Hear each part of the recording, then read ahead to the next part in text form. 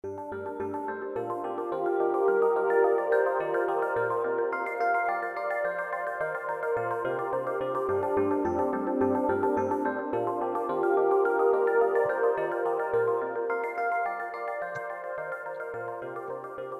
evening, and welcome to the 2020 Allingham Poetry and Flash Fiction Awards. Now, if this were a normal year, we'd be sitting in a restaurant. We'd have just finished the literary lunch, and after the awards, there would usually be a book launch. Most of us would then go from here to sit in on an interview with a well-known guest writer. In past years, we've hosted interviews with Anne Enright, Mike McCormick, Paul Lynch, and many others. But tonight is different. We're in our homes connecting through a Zoom webinar on the internet. Now, in some ways, it's sad that we lose the opportunity for personal contact, but there are positive aspects, some serious advantages and opportunities by doing the awards this way. Most of the winners can participate. In the past, we've had winners who lived in continental Europe or even in South America, and they couldn't get their awards in person, and we didn't have the opportunity to hear them read their work. Tonight, we will hear readings from winners who live all across Ireland and in the UK. And to those winners who are going to read tonight, I just want to say you are all very welcome. Another advantage to this broadcast is it increases the seating capacity. In the restaurant, we could only accommodate 40 people total. Tonight's webinar can host up to 100 participants. And the third advantage is a sort of a form of time travel. In the past, if you missed an Allingham event, you just missed it. But tonight, on November 5th, 2020, this awards ceremony is being recorded, and it'll be available to view on the Allingham YouTube channel for a long time to come. So let's get down to business. The judge of this year's poetry competition is Denise Blake. If you listen to Sunday Miscellany on RTE1, there's a good chance that you've heard Denise Blake reading her work there. She's published 3 poetry collections, and they have wonderful titles. Take a Deep Breath, How to Spin Without Getting Dizzy, and Invocation. In past Allingham festivals, she has led writing workshops, participated in readings, and last year she launched her most recent book of poetry, Invocation. Denise, I understand that we had quite a few poetry entries this year. Yes. Thank you, Tom. I just thought, I suppose festivals like this, you would time travel back. 2020 is not a year I would time travel back to it for any other reasons, but for events like this. I'd like to say thank you very much before I start. I've been at many different events over the years, the Allingham Festival, and they've always been wonderful. And I appreciate very much the work that the committee must have put into this, to Conor, Carl, Emer, Marina, Tom, and anyone else in the committee. We had 330 poem entries, which is amazing. And so much work had to be put into it before it landed on my table. So thank you very much. And thank you to anyone who sent in poems. I was very keen, 330 poems, I read them all twice to make sure that every poem was read at least twice. And then I cut it down to 70 and went through them all again twice. And then the 25, the 10, and the 3 that we have tonight. And I thought several times, please don't let this poem stop here. I'd hate to think someone would enter a competition. You see, this is, Emer said to me, things happen on Zoom. All my notes have fallen. So I would hate someone just to give up on their poem just because it wasn't shortlisted in this competition. There were so many poems that should be published somewhere, and I hope they are sent out. I was a filter judge last year, and I found it very interesting that the themes definitely changed this year. There's definitely a lot of more somber poems, a spiritual, nature poems and things like that. It was interesting to compare from last year. The poems, I'm going to start in alphabetical order. the three poets. So Deirdre Hines is the first. So Deirdre Hines is an award-winning poet and playwright. Her first book of poems, The Language of Coats, was published by New Island Books in 2012 and includes the poems which won the Listowel Poetry Collection Prize 2011. She has been shortlisted in the Patrick Kavanagh Award 2010, the Fish Poetry Prize, the Bridgeport Poetry Prize, and in the Allingham Poetry. Her poetry reviews have appeared in Poetry Now Review, Sabotage, Watchford Street Review. She sat on the organizational committee of Northwest Words for 3 years and judged their annual children's writing competition from 2015 to 2020. She lives in Letterkenny, County Donegal. And this poem, I admire anyone who can write at this moment in time and in this year, because it is just so difficult. COVID looms, and it is very difficult to write a COVID poem well. And this poem haunted me. Prayer on the eve of my COVID test. And I thought, William Wordsworth has a quote, "Fill your paper with the breathings of your heart." And this is the breathings of your heart. There's a precise language, the whelk, the apple jelly, and then there's a surreal dimension to it as the poem unfolds to this life, to the next, at the very end. It's a poem to return to. It's a poem to read over and over. It's a prayer. It's exactly is a prayer. And it's a moment, a precise moment for the poet that blends into many moments in a lifetime. Carl Sandsberg's poetry is an echo asking a shadow to dance. And this poem dances. And I enjoyed it very much. So I'd ask Deirdre, please read her poem. Thank you very much, Denise. Lovely words. And thank you to the Allingham Committee and for all your hard work. My poem, Prayer on the Eve of My COVID Test, after Tracy K. Smith. For apple jelly and every homemade sweetness, for it always to be the first time that we kiss. For the no that was the truth and the no that became the lie. For gaps, for the wild seas running through me, for one broken whelk, for the way she lies on the sand and carries the sound of our wounds.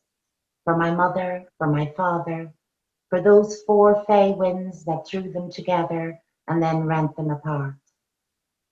For this moment, for my 7 cats, for the unexpected, for the touch of your hand, for endless cups of coffee and passionate desire, for the cost of desire, for the angels that flew up between the branches of the sycamores in Shangannon Abbey, for your ring hidden inside the leaves of my favourite book, for the shape of a letter and the poems that pattern our pathway from this life to the next. Gorgeous, just gorgeous. Thank you very much, Deirdre. So next, next in alphabetical order is Brian Kirk. Brian Kirk is a poet and a writer from Dublin. His first poetry collection, After the Fall, was published by Salmon Poetry in 2017. His poem Birthday won the Listowel Writers' Week Irish Poem of the Year at An Post Irish Book Awards 2018.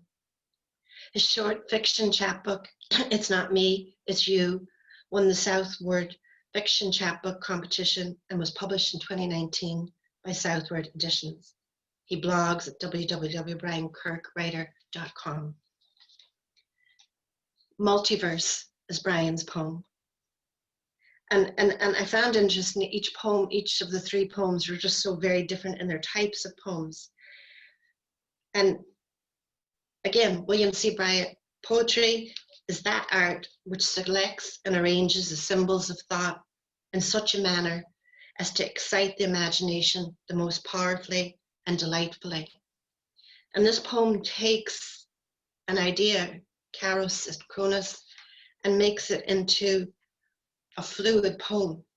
It's an abstract idea that is set up well, that spirals through the poem, even to the point that each verse spirals into the next. And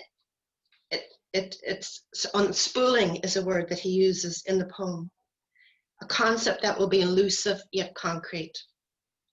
There's a control in the poem, and the stars align, enriching the idea. So again, that you go back and you look at it again and again. And as I say, it takes the poem out of itself. The true poem must rest better than the words, Banabandra. And this poem, this idea, rests so well and becomes poetry between the lines of the words. Brian, I'd like you to read it, please. Thanks very much, Denise, and thanks to everyone at Allingham.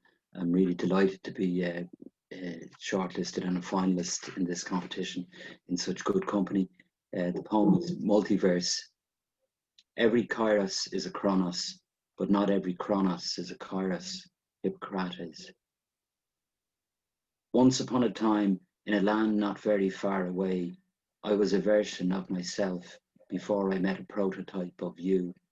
Two opposites collided in imagined space, auguring a future harmony, unexpected but awaited.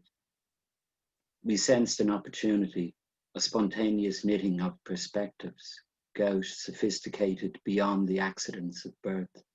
We shared a sense of fate, a sense of quest fated in the sacred logos, set forth upon an epic journey that took us back to here, where we are now. That sense of so much living, crammed into moments that collapse, unfold in arcane sequences, altered as occasion might demand. Dates like fairy lights strung across a darkening garden when the party's almost over, and the next day hovers in the branches. Dim outline of morning, promising fatigue and argument, desire to sleep in bed beside you long after the alarm's been silenced by a hand much like the one that knocks, demands you meet the future, a concept that will be elusive yet concrete, indefinite, but growing sharper every day.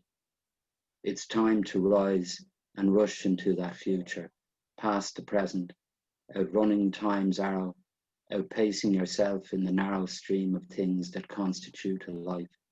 Keep going. You must be ready always for the moment when the stars align, before the arrow falls or after memory unspools, a remnant on the floor. Light dies, and when a different light emerges, more blinding than before, you believe in magic once again. A child cries, an old man dries his eyes. Thank you. I love that of the hand stopping the clock becomes the hand knocking on the door, making you face the future. As I say, the flow of it, so good, so very good. Thank you very much.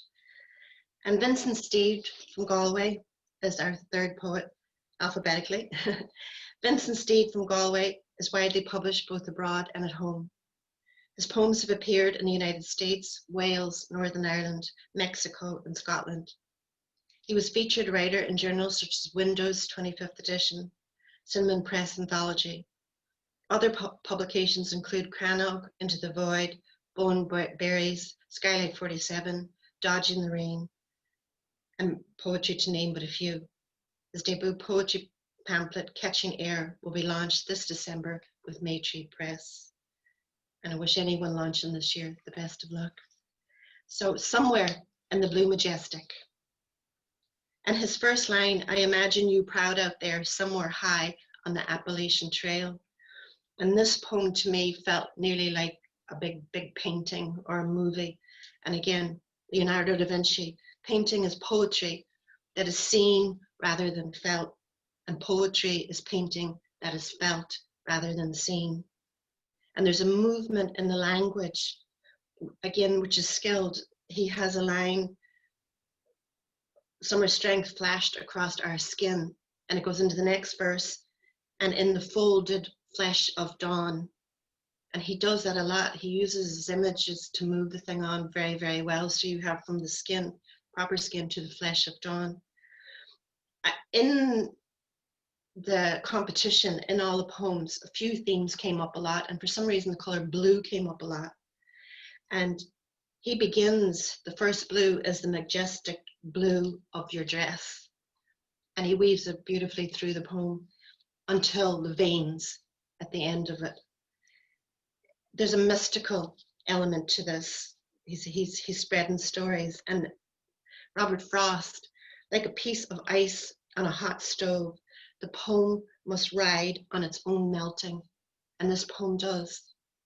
Melts beautifully to the end. Vincent wasn't able to be here tonight because he was working. So I'm going to read the poem with much delight.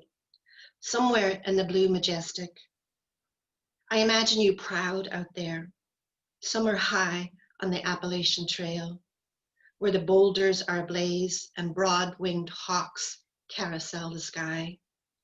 The midnight majestic blue of your dress, out of context beside a stagnant row of mules, the drag and pull of summer strength flashed across our skin.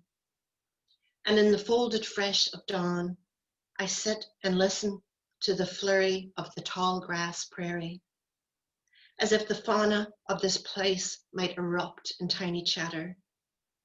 I watch the sun throw shadow shapes across this wild expanse, and on the far-flung hillside, a game of chase or hopscotch for the gods of light and darkness. I thought of our own games, and we rehearsed back home when lives met somewhere along the in-between.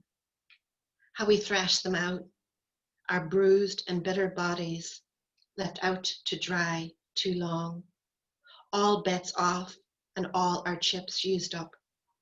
The importance of those winks and nods now lost, and all hands dealt before folded from our minds.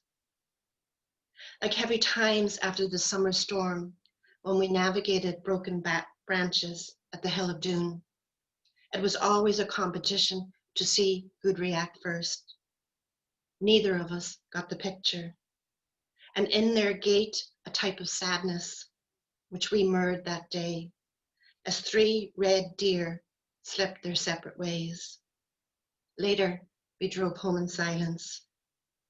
So in God's country, when I picture you in that dress, I see the blue hue of the ghost-like crocus. I study a game of chess out on the veranda, played on a table of blue velvet, and I watch it slowly disintegrate. I think about the break in a summer tempest. I see a blue dress storm-washed to a color not known to me. I push thoughts of baby blue to the further corners of my prairie. For these are games of what could have been, and all I really have are photographs never taken that slate gray afternoon. Yellow hair swaying to the rhythm of a Turkish mosque. Color of that rain mac and laughter beating up from the Bosphorus. Like a pulse that I study now in my wrist. A pulse to push all this out of me. Blueness of my veins and a pulse like the hooves of mules moving slowly up the hillside. Drub of hawk wings on the Appalachian Convention currents, or a small man lost to his mountains, pounding on thick walls, calling to be heard. So Vincent, I apologize for any mistakes in the reading of it. Congratulations. And Denise, Yes. can you tell us now, thank you for reading that as well, which of the prizes is awarded to each of the winners, please? So it's actually in the order they were. So third is Deirdre Hines' gorgeous poem. That will stay with me very much so. Second is Brian Kirk's Multiverse. Again, thank you very much. Thank you very much. And the third is Vincent's poem, Somewhere in the Blue Majestic. So thank you very much, the three of Thank you. you. They were Thanks very much, Denise. beautiful. And congratulations to all of the writers. I'm Brian. It's wonderful. Gerard Beirne serves as the judge of the flash fiction entries in 2020. He has published 6 books of poetry and fiction, and his short story collection, titled In a Time of Drought and Hunger, was shortlisted for the Denise Glede Literary Award in Canada. Here in Ireland, Gerard has won the New Irish Writer of the Year Award. He lectures in the Writing and Literature program at Sligo IT. And Gerard, you're very welcome to the Allingham Festival. Do you have any general observations about this year's flash fiction entries? Thank you, Tom, and thank you to all at the Allingham Festival. I'm delighted to be a part of it, and truly delighted to have a chance to read through all of the entries that came in, and to eventually pare it down to the 3 shortlisted stories tonight. And you know, the process of paring down is a really curious and interesting one for me. Like Denise, I need to read the stories a number of times, and so I read through them once for enjoyment, and then I come back to them, you know, a few days later and read again with a more discerning eye, and eventually start whittling down. But for the last while, you know, the last few days, the stories are scattered around my seat in one of the rooms, and they're just living with me for a number of days. And then that's a way, I think, of finding out for me which ones are really penetrating and doing the job of the story. And some of the things that guide me in coming to the shortlist are, I look at the fictional form of flash fiction, and I think really it's one of the most deceptively challenging fictional forms. We're being asked to create a fictional world through a paucity of words that somehow encapsulates the complexity of human existence, and you know, to do that is no mean feat. And due to its brevity, it's a form that not only relies on prose technique, but also poetic technique, using rhythm and sound and metaphor and symbolism, while juggling at the same time a narrative line of action. And as if that wasn't enough, I think we're being asked to create in this limited environment a space for our characters to inhabit and to move through that also replicates the fullness of a life. And this really causes us to question our notions of time and space in this particular form, which brings us back to what Brian talked about in his poem, because good flash fiction seems to do away with linear time and swaps chronos for kairos, and swaps the time of humankind for the time of the gods. So those elements were very much in my mind as I worked through the stories to the shortlisted entrants, and I'm going to introduce them too in alphabetical order as well. And so first up, Marie Gethins, and Marie is the 2020 Best British Irish Flash Fiction Award winner. She's Pushcart and Best of the Short Fictions nominee, and an editor of the Irish Flash e-zine Splonk. Her flash fiction has been published widely, including, and I'm just mentioning some of them here, Flash, the International Short Story Magazine, Jellyfish Review, Banshee, Fictive Dream, Litro, Flashback Fiction, the Wales Art Review, the Incubator, and the Nottingham Review. And she has won or placed in the Dorset Fiction Award, TSS Publishing Tethered by Letters, Flash 500, Domineer, The New Writer, and Prick of the Spindle. And in a moment, you know, I'm going to ask Marie to read her story, Memory Lapse. But the story, I was drawn to the story particularly by its skillful use of structure. It succeeded in dividing an already short form into even shorter sections that ultimately added together into something greater than the sum of its parts. So rather like taking a handful of loose beads and stringing them upon a string to form a necklace, becomes something aesthetically beautiful and emotionally rich. And each section, as you read it, carries the history of the previous sections. And in this way, the story consistently reveals more than the present words alone can do. Very admirable, skillful indeed. Marie? Thanks, Gerard, and thanks to everybody at Allingham on the committee, and it's a great honor to be here. So this is memory lapse. Starting block. I hated water. According to family lore, I screamed at every bath and through water babies lessons. The more I screamed, the more my mother forced immersion. Now, I pull black rubber over my hair, snap goggles in place, anticipate the tingle of that initial chill. A swift dive. Right arm in practice make perfect arch, cuts through air to plow an aqua furrow.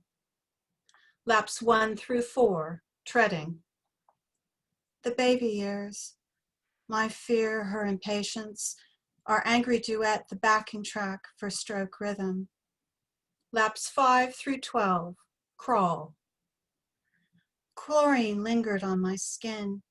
It bleached sweatshirts and turned my hair green. The two of us at the pool before dawn, 6 days a week. She watched from the bleachers, bundled in a coat, hands wrapped around a steaming mug. Each time I turned for a breath, her gaze ping-ponged between me and the latest Wonder Coach. Beefy and bald, chewing gum between shouts. Awful, do it again. Move your legs. Too many breaths for 50 freestyle. Do it again. Don't breathe in and out of your turns. Dolphin kick past the flags. Do it again. Some people have books or art in their living rooms. My mother decorated ours with past glory. Glass cabinets held photos of championship podiums, medals on striped ribbons, trophy golden girls poised to dive. Her name engraved in all caps, a glimmer of sun, and their lips moved. Better than you'll ever be.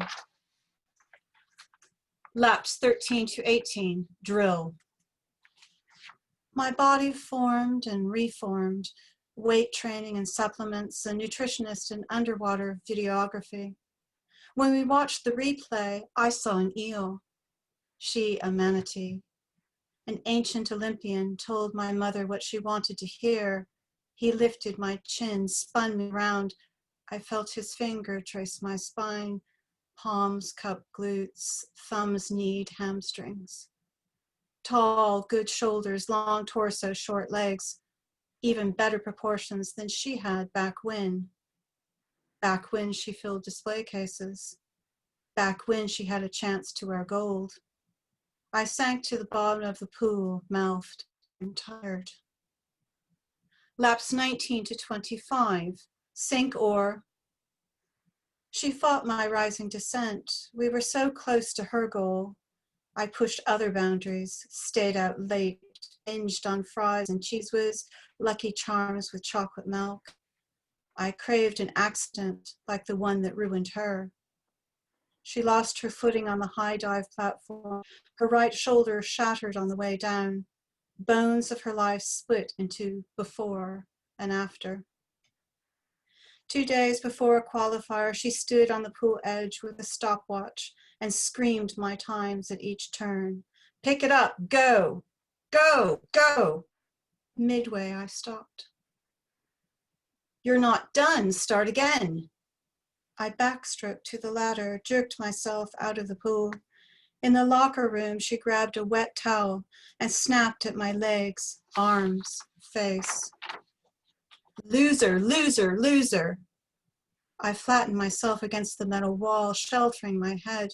When she dropped the towel and struggled for air, I pulled on sweats and picked up my car keys. You're the loser. I listened for curses behind me, but I only heard my flip-flops click on polished tiles. Gripping the edge. My arms and legs tremble. Breathless, I hang onto the concrete ledge. Just 5 more laps to complete this memorial loop. After months of silence, my mother called. Something in her voice as she struggled to breathe. I couldn't say no, and took her to the appointment. Congestive heart failure, the cardiologist said. The organ's so damaged it pumped at only 20%. Fluid gradually filling her lungs. The final.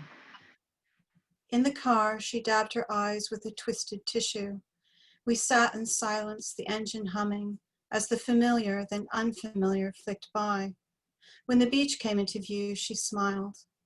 Bare toes and rolled jeans, I steadied her as the waves sucked sand beneath our feet. You always loved the water? I squeezed her hand in response. After the last lap, I stopped in the deep end, let the water swallow me. I could stay in this position forever, suspended just beneath the surface. Stay until my lungs burst. Thank you. Thank you, Marie.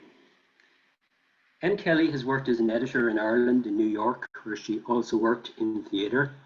She now writes full-time, writing micro-essays and completing her first novel. Her most recent creative non-fiction appears in Ellipsocene, 8, and her flash fiction in the next issue of the Fair magazine. In a moment, Em will read her story, The Nature of Wisdom, for us. And this story, I was struck instantly by the language of the story. Its rich and vivid imagery and its consistent, surprising turns. A good story, it seems to me, creates its own world, a world unlike any that existed before. And here, M. Kelly opens the door to a mystical world, and we enter with anticipation.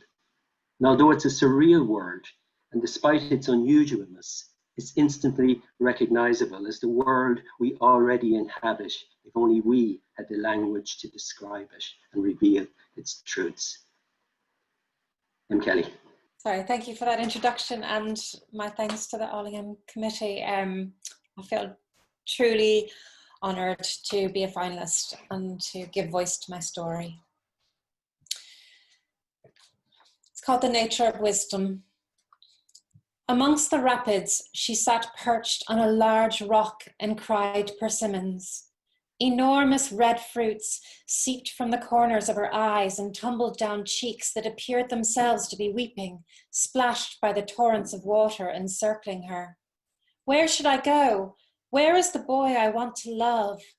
She wailed her questions skyward, looking for answers from the yellow sun, the expanse of blue, and the rolling white clouds.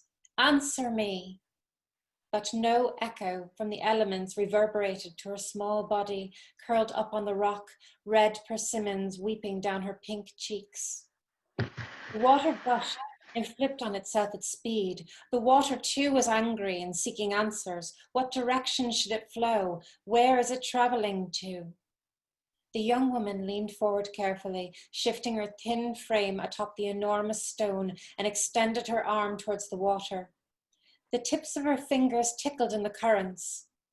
The water's vibration electrified upwards from their snaking path in the valley, rising from fingertips through to her elbow, then shoulder, its beating rhythm traveling towards her neck, circling her ear and wrapping her head like a halo. She felt drunk and disorientated, but could not release her hand from the rapids. The red fruits that cascaded from her face slowed their pace and morphed in colour gradually, from crimson to amber to rust. The clouds continued to roll above. At times they dulled the sun, then flashes of brightness illuminated the scene below. She leaned further off the anchoring stone, now lying on her stomach, both arms extended so that 10 slender talons immersed in the torrents. Plops of persimmons hit the water, inciting ripples across the surface. "You're listening to me, aren't you?" she asked. "What should I do?" The response arrived first with a menacing swell that originated upstream away from the woman's eye line.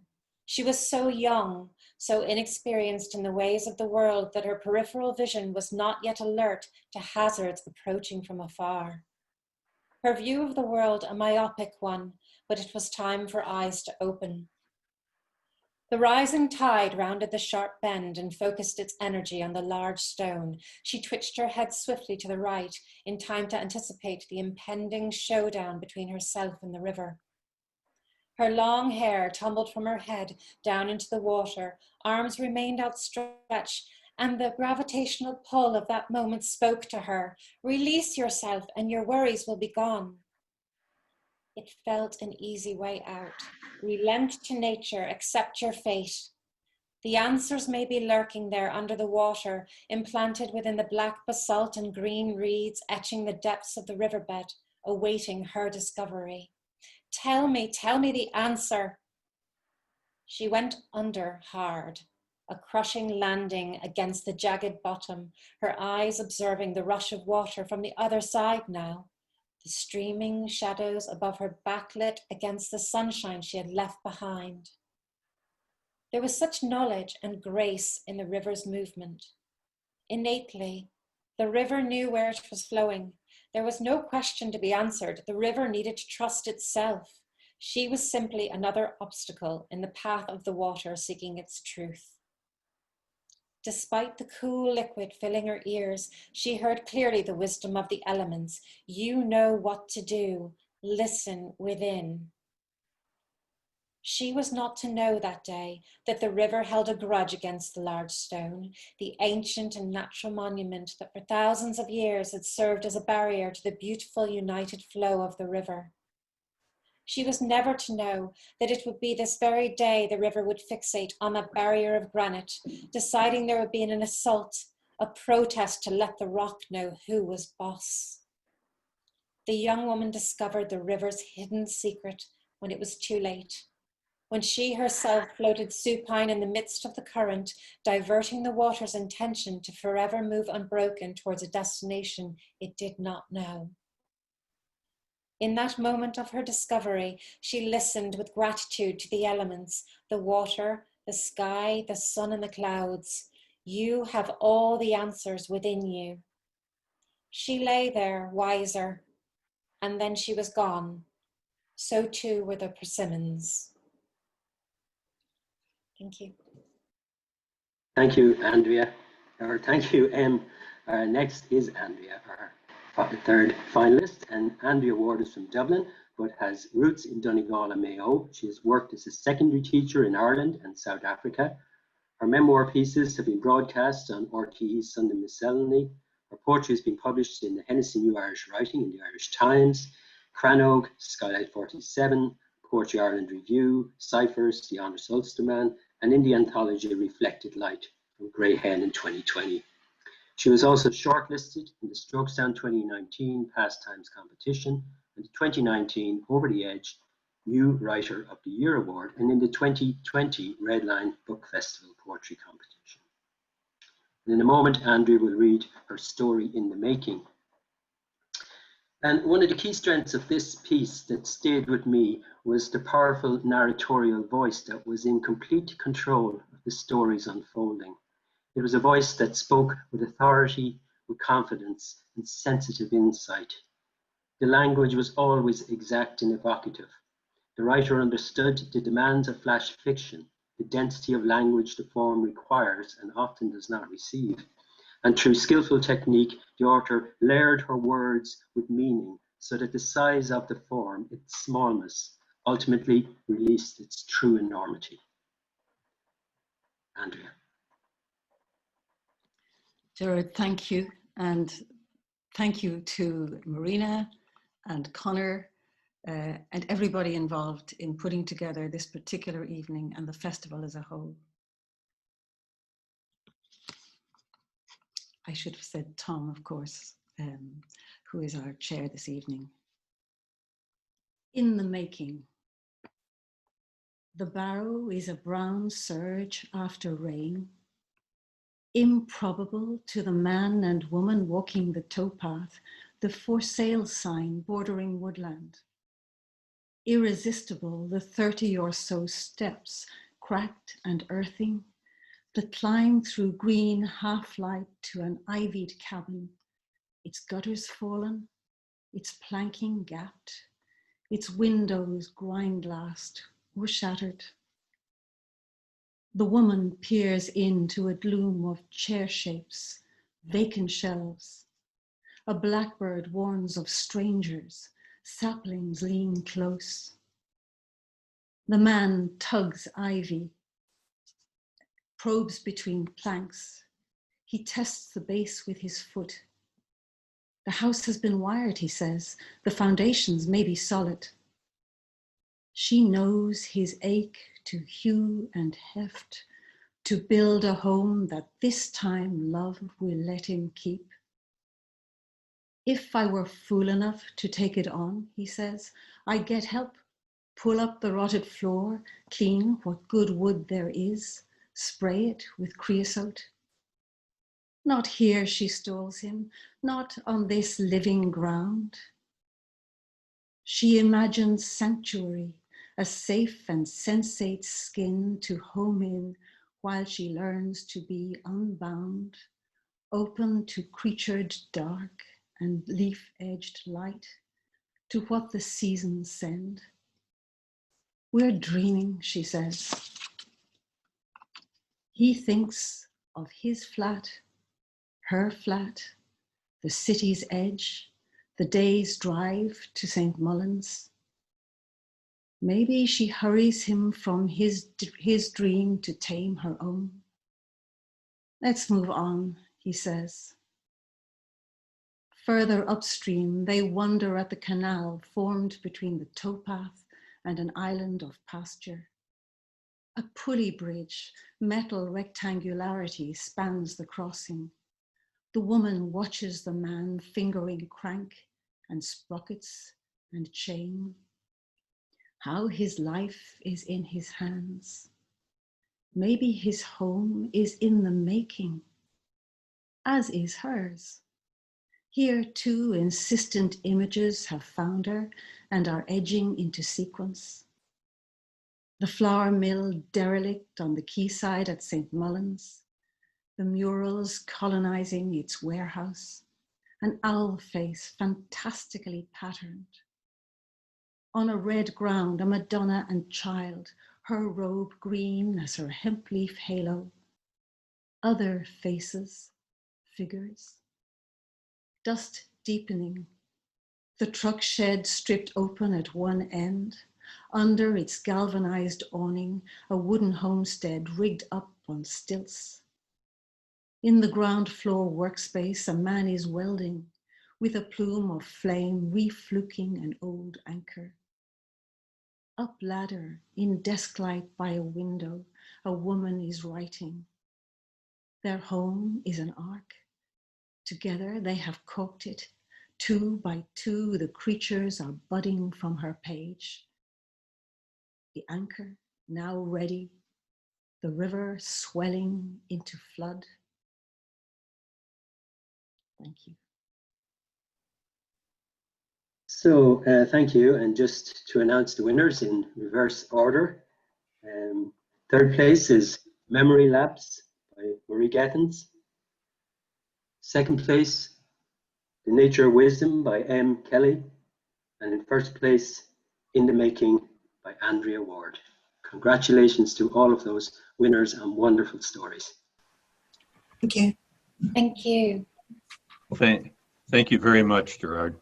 And thank you, congratulations to all of the winners. It's there were absolutely all of them were thoroughly enjoyable. We have one other special guest tonight with us, and that is Garry Keane. The Keane family of Ballyshannon is well known for their contribution to the arts in writing and drama and film. And the Keane family sponsors an award that is presented annually at the Allingham Festival. Garry Keane is here tonight to tell us about the award, and Garry is himself an award-winning documentary filmmaker. Many of us remember his powerful film, Gaza, which was screened at the 2019 Allingham Festival, and it went on to be nominated for an Academy Award. Garry, thank you for being with us tonight. Please tell us more about the Keane Family Award. Thanks, Tom. Well, our dad was a writer all his life. I can't remember one single day that I don't remember him writing. Mostly longhand, old style, but I do remember the old typewriter too, clicking away in the corner daily. He held on a regular job to live, but he absolutely lived to write. His association with the festival goes back to its inception way back in the 1980s, and apart from his involvement at committee level, Dad also won an awful lot of the short story awards himself, an awful lot of short story awards himself. He adored the festival, everything about it. And even though he wasn't a native, he adored Ballyshannon. He claimed that it was the best town by far in Ireland in supporting the arts and encouraging the arts. And he waxed lyrically about how it fostered so much talent in musical terms, in dramatic, artistic, and of course, in writing talent. He believed as such that Ballyshannon was a fitting place for a writing festival to be housed, and he was absolutely right in that regard, I think. When Dad passed away, my sister Tricia and my mum Peg decided to mark his love of the Allingham Festival by commissioning the making of a handcrafted award so that we could present it perpetually to the winner of the competition in his honor. So it gives me great pleasure to present remotely Andrea with the 2020 James B. Keane Award for fiction. Thank you very much. We'll get your name engraved on it and put it in a pride place. Gary, can you hear me? Yeah. Gary, may I say thank you very, very much. It is a great privilege to receive this trophy, and I am so grateful to you for your sponsorship of the award and of the festival itself. And just while I have a word, could I say thank you to everybody involved in that festival. The people who have managed the glitch that happened during my reading, managed it so smoothly, I thank you. Thank you to Connor Beattie, who is the tech host, to Marina Flood, to Tom Sigafoos for all your work in producing this evening and the festival as a whole. One of my regrets is that I cannot be there in Ballyshannon. I know it's a beautiful place. And I really look forward to going to Ballyshannon, maybe attending the Allingham Festival in future years. So thank you so much. Andrea, thank you very much. And Garry, thanks to you and your family for the contributions that you make. It's very much appreciated. And that's our honor. Well, and that's a wrap. I want to thank everyone who participated in the awards ceremony, and congratulations to all of the writers. It is a wonderful array of talent. Thank you to the judges, Denise Blake and to Gerard Beirne, for your very thoughtful commentary and presentations. Thank you, Garry Keane and the Keane family. And I would also like to add my thanks to the tech hosts, Connor Beattie and Marina Flood. And there's a special thank you to be given to Carl Dugan, who logged and preserved the anonymity of all the entries. The competition could not have run without him. We thank the Donegal County Council and the Donegal ETB for their financial support. And just to take a quick look ahead, we hope that you will enjoy the other events in the 2020 Virtue Allingham Festival, which will include, on Friday night, there'll be an interview with actor Adrian Dunbar. Now, Adrian plays Superintendent Ted Hastings in the popular television series Line of Duty. We'll meet him in conversation with Michael Daly of Daly's Donegal. On Saturday, there will be a webcast of a play, Farewell to Every White Cascade, a play by Donegal poet Francis Harvey. Some of you may remember the production of this play in 2018. This is a reprise. There will also be, preceding those events, 2 short films that are inspired by William Allingham and his work. They're curated and introduced by Porrick Lynch. And for details and links to all of those webcasts, please see the Allingham website, www.allinghamfestival.com. Thank you all for being with us tonight. And until next year, good night and stay safe. Thank you. Thank you very much. Thank you. Thank you.